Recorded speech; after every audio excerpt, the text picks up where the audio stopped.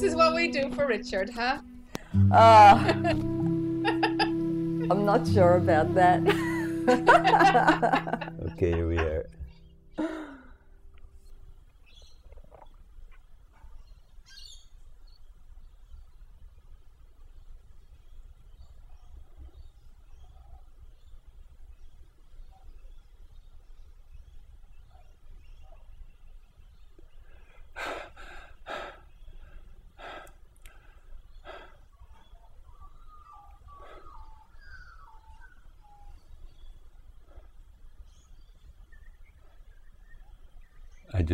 I just want to be in your gaze, Jack.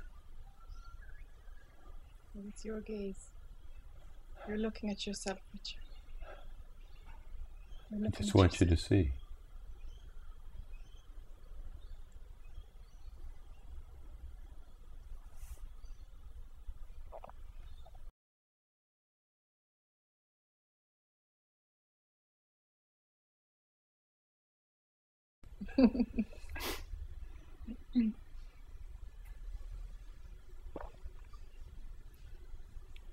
I've been in Australia a month.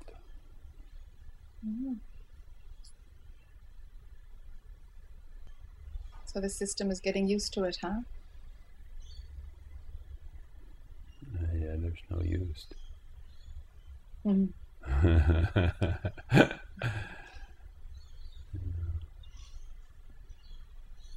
The system is doing fine. Great. But there's no getting used to nothing.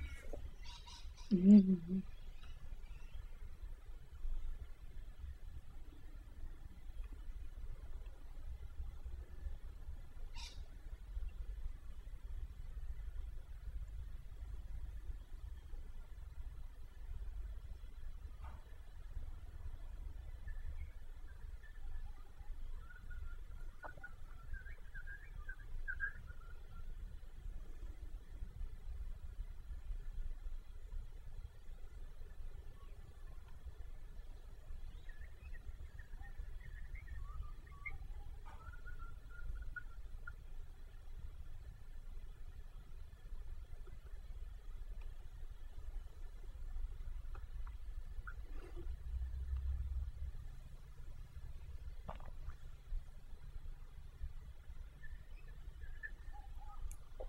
So I'd say for about a week, I kind of really dropped to something that I haven't known before.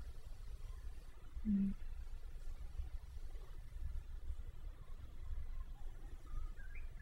Does it feel experiential, or is it only that the experience is registered after the dropping happens?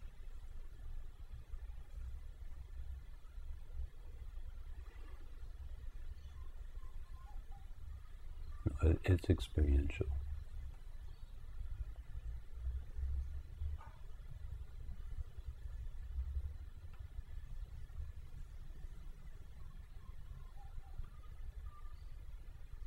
Then not to give it any importance, but go there and let it be enjoyed, and but not to give it any importance.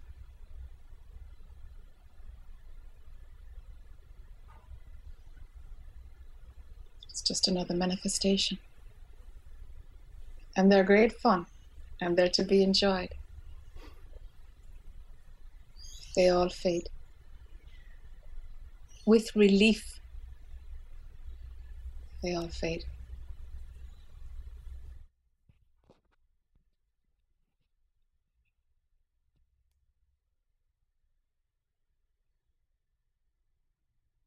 It seems like a place that anything can happen, from a place from which anything can happen. Mm. And not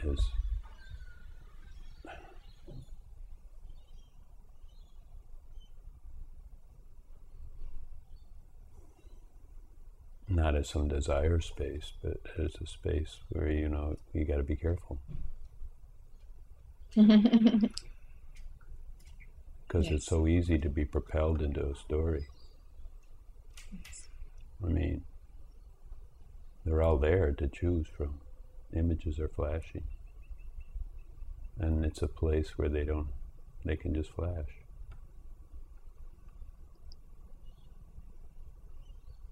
But yet from there only one thing will happen. And so is there a sense that there's no knowing or no preempting of what that one thing will be, that next thing? Well, there's definitely a sense that there's no preempting, and then there's a raft of temptations. Lovely. Okay. That's quite far back in terms of if we have a linear a sequence, if we set it up linearly, that the personal I, the all about me and my desires is at one end, and we pull back to the impersonal and we pull back to the I am, and you pull right back to where manifestation has infinite possibilities, where there's no other influence determining what's next. It's like you've hit that frequency of where it's almost raw consciousness. It's almost pure consciousness.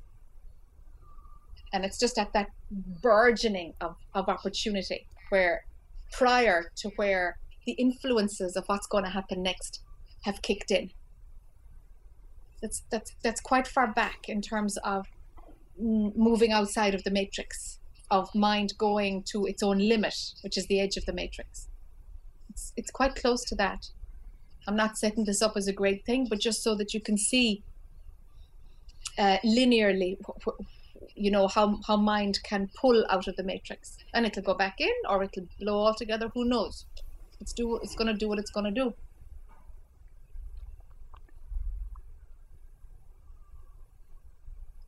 So at that point, the thing that would be next to go in terms of mind being pointed to its very limit, the next thing to go will be the naming of opportunity, the seeing of what flashes in front.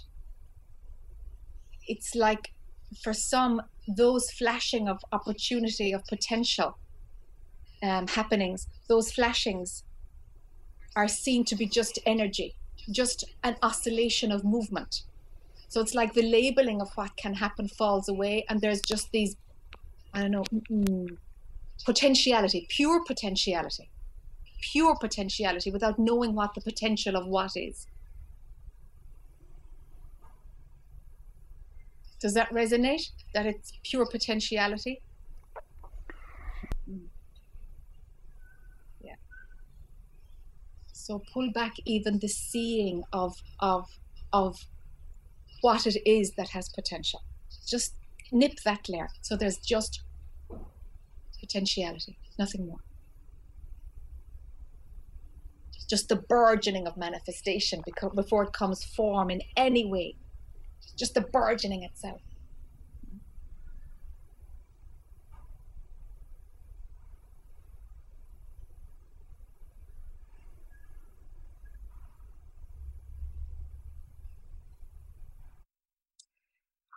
This point actually of pure potentiality, if that labeling or that seeing of opportunity layer, if that's gone and there's just pure potentiality, and yeah, you can feel what I'm talking about. When there's just that, time breaks, time and space break a bit, because it's not time based. The manifestation, it's almost like the first moment. Do you know? It could actually be the start of time, because that pure potentiality space, it's not time based. It's like flicked just outside of time. It's just on the borderline of time. Does that make sense? Great, happy days.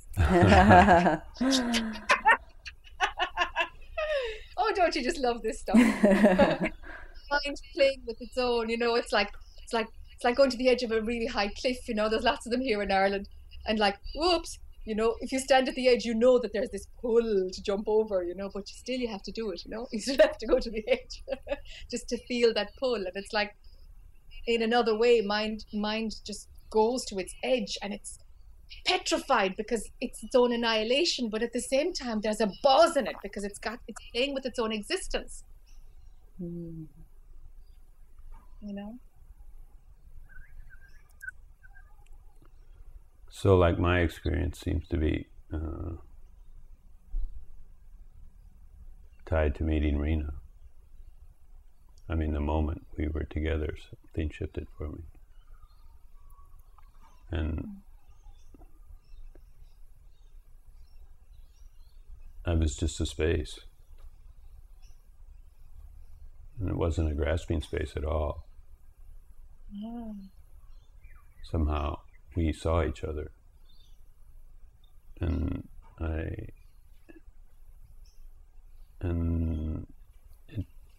it even immediately, you know, although later it just totally dissolved. I dissolved, let's say. And then Yes. when I talked about potentiality and I could see images flashing, more or less I was saying, feeling I want to stay away from them because they're so entangling. So then I wasn't drawn toward any of them, you know. Okay, now I'm a little bit more used to it, so I'm just playing with them, you know, and knowing that everyone has got its own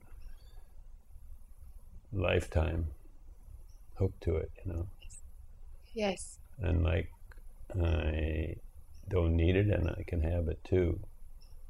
And so then we kind of been saying, like, what can we say, right, that's not attached to some of those images.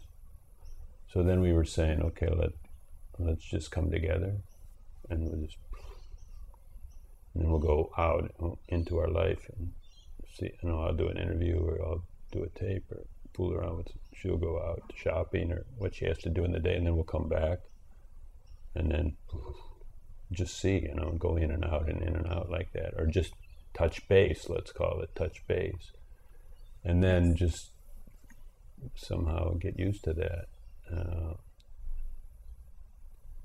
how that works in the world, and you know how the images all flood in, and then how a whole story unfolds, and I shop and I choose the cranberries over the raspberries, and then come back, and then somehow when we're together again, we just go into kind of a nothing. And you could call it a potential, but it's definitely non-grasping. It's kind of a knowing that we're not there. I mean, there's huge energies, but it doesn't come to us to say, I mean, like the first time I learned it really is when I felt like I should say, I love you. And that was just all wrong. It's just all wrong. Yes. And then from then I wanted Rena to be with me, you know, like in these, like with you, I want her to be here, you know, and she's not so sure about it. You know, what's the point? But somehow, I think everything is different. I don't know what you see, or if you can see what's happening here, or maybe Rena will say what she sees. So.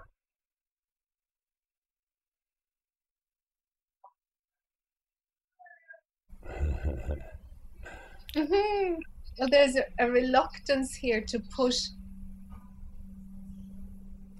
a marker on it, or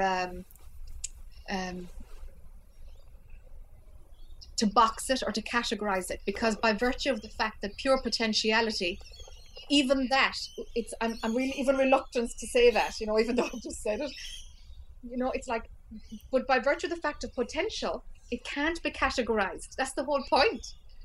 But this is what we do. We box. No, this is mind swinging back into, oh yeah, let's label it. Let's put a label of no labeling on this. It's like, it's nuts, no?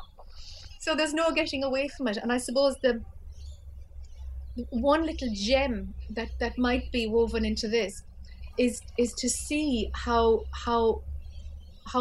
going to the supermarket and the form choosing the cranberries over the raspberries, the form doing that can happen without entanglement.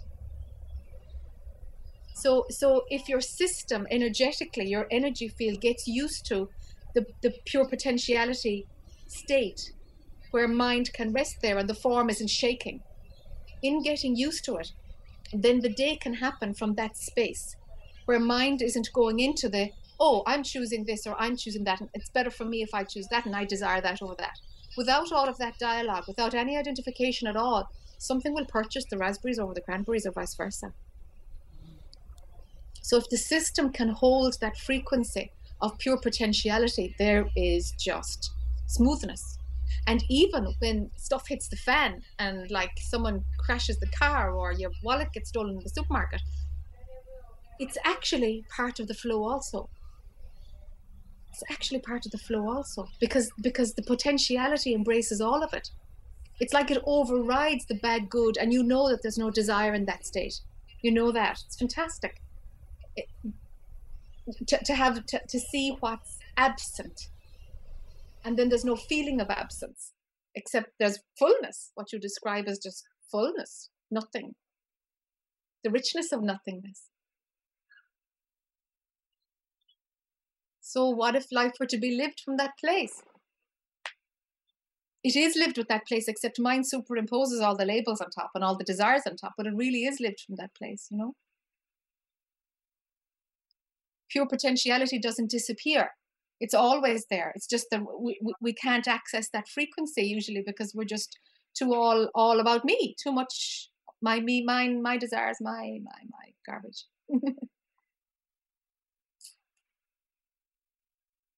I really have, I don't know if I have a whole lot of desires, but yet I do, I guess. I mean, like, okay, I know how to do never not here. Some people have even told me, try not doing it, see what happens. But sometimes I go on strike. Yeah. You know. And you've let the whole thing go, and then it came back. And no, I don't know if I let the whole thing go, And then even when I was on strike, who knows, maybe I was buying a new camera thinking, hey, I could put this combination together. Yeah. And so then I can just do these things in an effortless way. And so then, okay, some of the images that can flash on me is I can be all over the world doing this. And I can do it pretty easy. Yes. So then I could be, it wouldn't take much of a seduction to get me in there.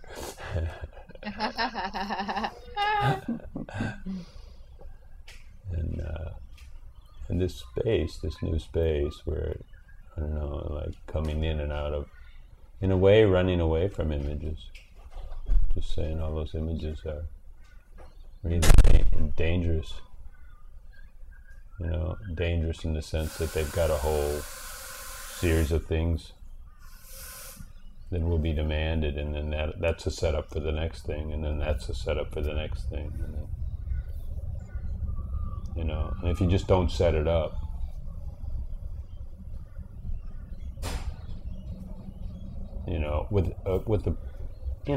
how do you set it up with that preconception? Yes. Yeah. But planning happens, Planning happens, and that's part of life. The thing is, if there's an attachment to what you want to do, and it's fine to enjoy it, because like there's a thin line between a few areas, between just life happening, because life picks you up and carries the form, and living happens. There's a thin line between that, the destiny of the body mind, which is going to play out anyway.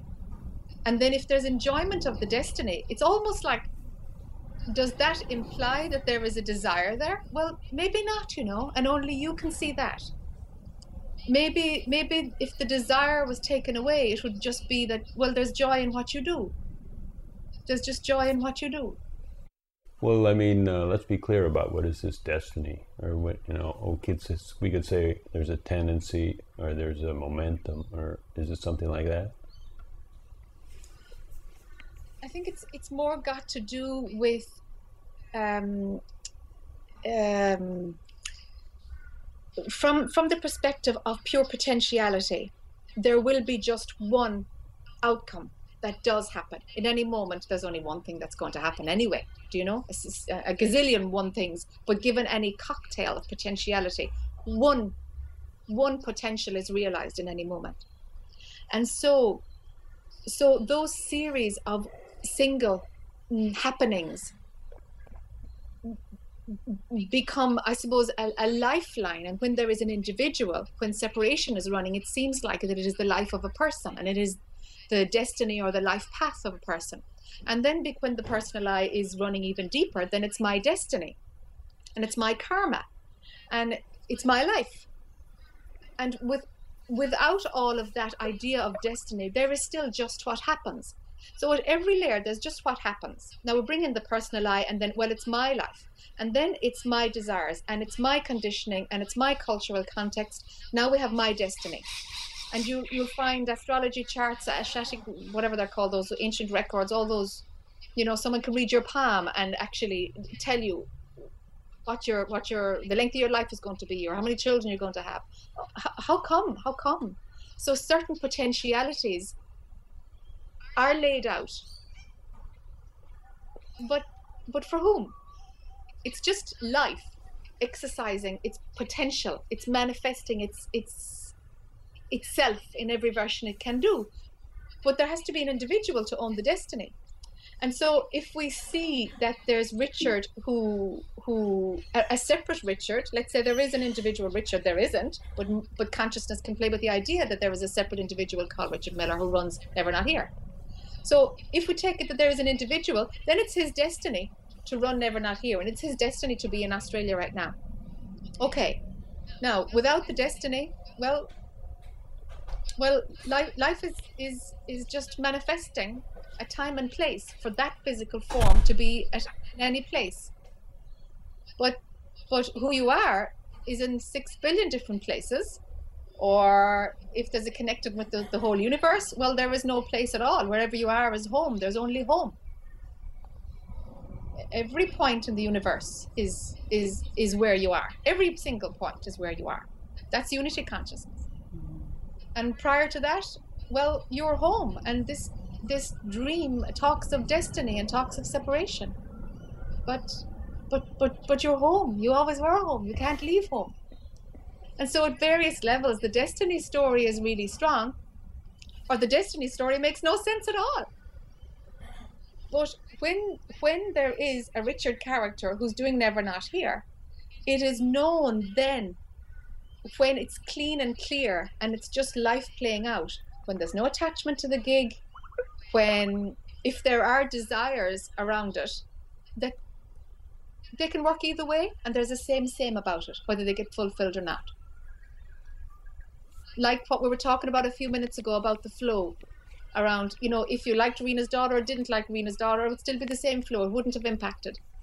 So without the belief in separation, there is no desire for your life to work out any which way. None at all. How it presents is how it presents. So the destiny idea is there for a while. But the gig with Never Not Here, well, if there's no attachment to it, no desire around it, hey, let it be enjoyed. But so often people imagine that, well, I'm enjoying it, therefore I must desire it. And it's like, hold on, not at all. Joy arises, and mind says, oh, this joy that's arising is as a result of what I'm doing on the outside. Sometimes, yes, if there's desire in it. But actually, joy arises. If I look at my life and I look at a lot of this freedom teaching, let's call it. Yeah. And something highly prized is what's called peace, which seems to be personal peace, right? Because there's no peace in the world, right? So then everybody's looking at their personal suffering and their personal peace, and that's somehow a prize. And it seems like the understanding, which I call a misunderstanding, is that without too much engagement, in other words, it looks like engagement is a scary thing that comes out of desire. Without too much engagement, there's peace there. And I just feel the opposite, that engagement is everywhere you look. How can you not be engaged? And then, Mm-hmm. I mean, if I wanted to engage to my fullest, like with all my energy, God, I would have a video camera there because that's who I am. I mean, that's not who I am, but that's like my facility. I mean, I should have two cameras, one in each hand, and go looking around, you know, because like everywhere you look, I mean, everywhere you look, you can add energy, right? You can just say peace on you, brother, and you know you can do it. You just receive that, receive every situation, right? Somehow, I've been received so much here. Well, by Rena, I've been received. I think that's one of the keys to what has happened here. That we've somehow, totally with no expectation whatsoever, just totally received each other, and then all that stuff we received is gone. Yes. It's bingo. And then it's clear slate. And I think that, you know, that's the opportunity of each of us in the world, is just receive what's here. And then they call that, anyhow, that's what they're talking. They call it acceptance. Accept your life, accept what's flowing through, and just, you know, and feel it. They say all those things, you know, feel it. Well, that's just like pure reception. You know, you just receive the world as it flows in. And what could stop me from doing that? I mean, from that insight, if that's true or it falls, somehow that's where I'm just going and building like a volcano, or an energy to engage everywhere and just... Okay, but there's two things. Can I jump in? Please. Okay. Firstly, the personal piece, it's not worth anything. If people are looking for personal peace, then they'll find it, but it's not any good, because it's just a state and it will come and go. The piece that underpins all, that piece that is underpinning all, that's really what the search is for, but the personality can't go there. It's just underneath all of it. So you're never going to get the piece you're looking for. Never. It's the one who's looking for it is the bleeding problem, you know? So chuck the personal piece idea. Then engagement. You see, would engagement happen without the personal I? Can it happen without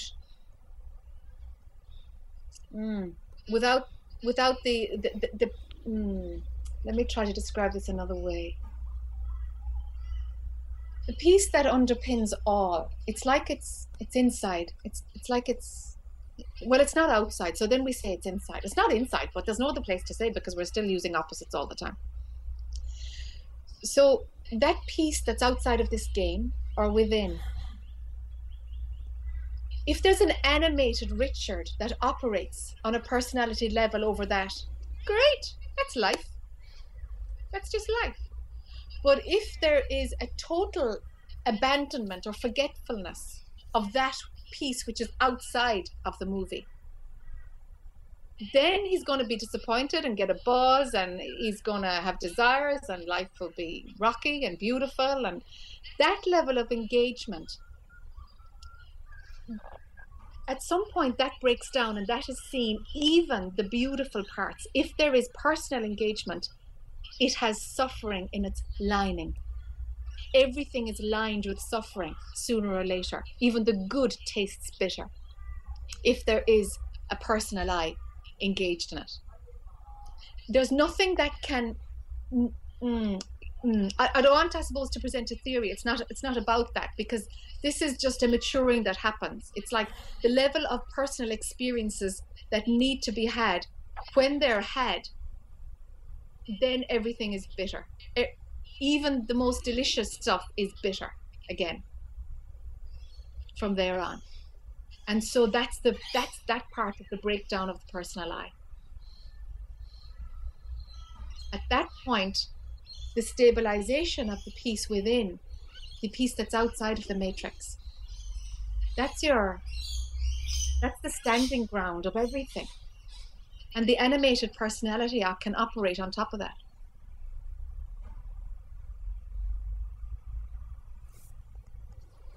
You know, I really get the part about the personal piece, you know, because I've just scoffed at that for years actually, like, and really not, and just saying, what are you guys doing? and then the engagement, disengagement is just a reaction to that, you know. It just means maybe the personal I, the only power it really has is to just throw up a block. And so then basically the only power in an ego, which doesn't exist, is maybe to stop, somehow cut my energies from things. It's a little scissors that just snips energies and say, not now, later, tomorrow will be better, blah, blah, blah, blah, blah, blah. And it's just no. And without that no, you know, what's there? There's really every desire, everything just comes from a preconception, you know, which has no title to it. It has no deed. There's no bill of sale that says I now own this preconception. I think they all come out of just the collective. And you can see that each one of those preconceptions is an idea that, you know, that something can form around. It's almost like, even to have a raindrop, you need a piece of dust, because otherwise there's what's called supersaturated. I mean, all the liquid is up in the atmosphere, and it won't come down until there's a piece of dust. And that piece of dust is like plenty of them in the collective, that you can have them if you want them.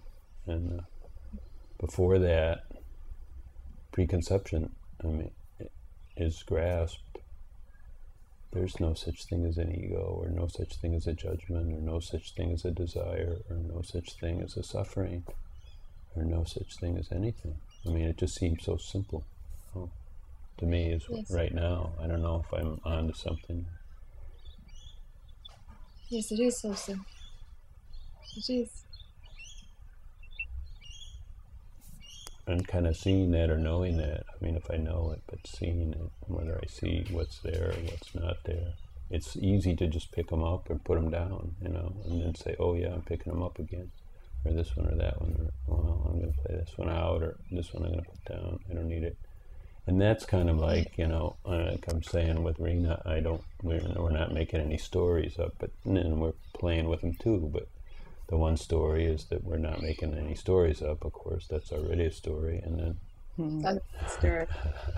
and then the other one that I thought might have some value is just to say we'll go together and apart, together and apart, together and apart, and then we'll go to that no story place, and then we'll go into our stories, and then we'll go to that no story. Because then that seems like really to notice how it builds is the best, because then you can see that point, and then you can decide go or no go. But if you don't see that point, you're already going. So then you're always in motion, man. And I don't know. That's what came to me. It's just like a portal of mind. You guys opened it to each other in some energetic way, you know. And the more that you go there, the less of a pull there is to identification. Energetically, it's like you pull your center of symmetry towards the thinner part of story, towards the simplicity itself, you know, of pure potentiality. You know that things are simple. They show themselves as being simple when that perspective is running in mind, you know.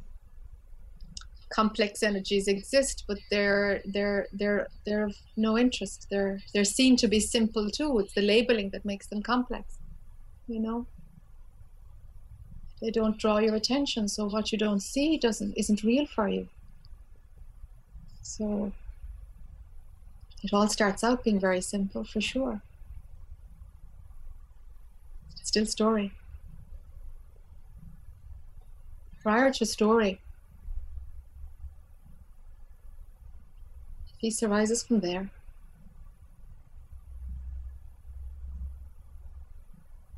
Joy arises from there. But it's prior to story. Even the no story.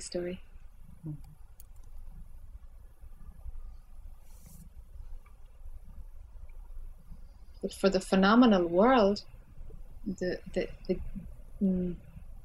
know the spring of fresh water, which the universe has given to you. Man, make use of it. Make use of it, man. Sure. It's a great experience to be had,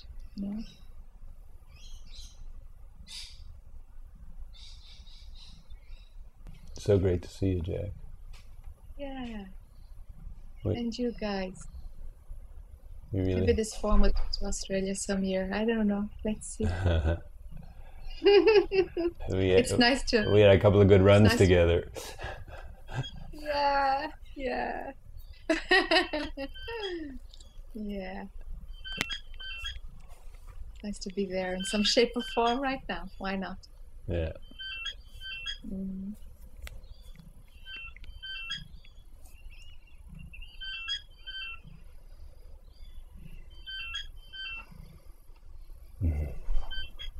So I'll have to report to you every once in a while. This is too good. Yeah. Keep you on track of what the boy's doing. Yeah, it's lovely to see you pop up, and then it takes us like a week or so to arrange it, and sometimes we don't, and then it just another wave comes and we touch base another time. It's just how life is, huh? It's just the flow of it. Yeah, if anything, I just ask you to pop up every once in a while. I'll jump on. I'm bored. Yeah.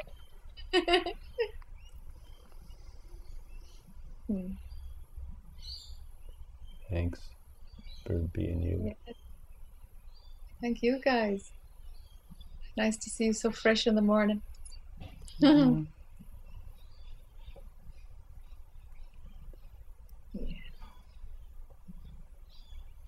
Let's see what happens, huh? Right. Yeah, but energetically, the more mind is the more mind gets used to that frequency of pure potentiality, the less pulled it is towards identification. It burns itself out at the dense end, the complex end of where desires and all the other garbage is full on, where suffering is full on. Even though in pure potentiality, there's no suffering. There's no suffering. But when it's running, wow, it's very believable. It plugs right in and it will play, and one will forget pure potentiality. Mind is amazing. It has a way of just forgetting the absolute simplicity of which creation imbibes. So it just switches on and off, doesn't it? It'll switch on the complexity, and life is a bitch, and you forget pure potentiality, and it just feels like the stupid theory that you were brainwashed for a while. But some things, I guess, I don't know. Let me put it this way then. Some things seem real tempting, right? Okay, like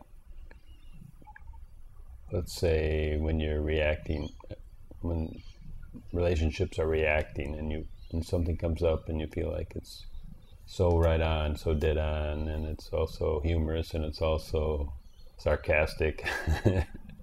You think that was such a good one, I really ought to use it. Okay, so I'm not in that realm, but then there's another realm. It's called like 2012 in the world, right?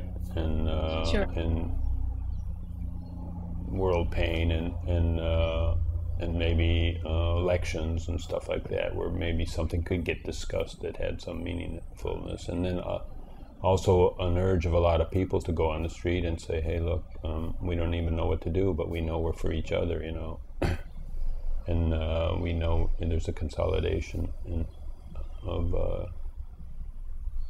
coming on this year for sure. It's going to be a totally amazing time.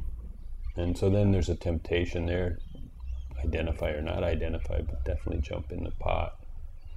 And I don't know how that feels, Yeah, no doubt you're not going to go out to the streets in Dublin, right? No, that won't happen.